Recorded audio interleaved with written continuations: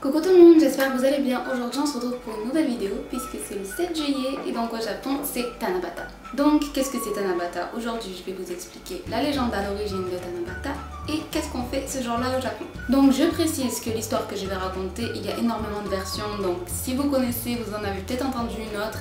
La mienne n'est pas fausse pour autant, il y a énormément de versions. Il n'y en a pas de fausse, il n'y en a pas de vraie, on ne sait pas. Donc on n'a peut-être pas tous entendu les mêmes. Donc l'histoire de Tanabata, c'est Orihime, la fille du Seigneur du Ciel, qui était tisserande. Et donc elle travaillait tous les jours, sans relâche. Et un jour, son père, en voyant qu'elle ne faisait rien d'autre que travailler, lui a dit « Bon, je t'ai trouvé un mari » et il lui a présenté Hikoboshi, un bouvier. Et les deux sont tombés immédiatement, follement amoureux l'un de l'autre.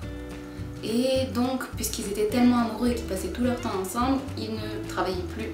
Et le Seigneur du Ciel était très énervé par cela et les a donc séparés en leur disant qu'ils ne pouvaient plus se revoir, excepté le 7 juillet.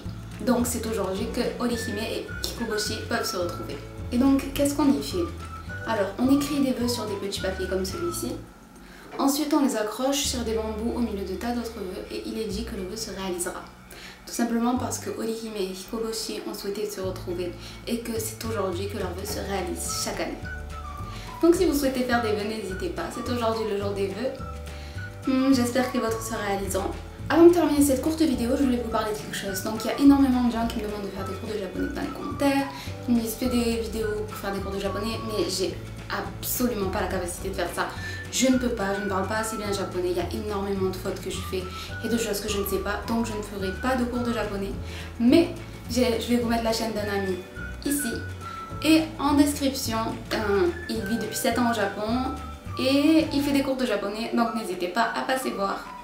Donc sur ce, je vais vous laisser. J'espère que tous vos vœux se réaliseront. Bye!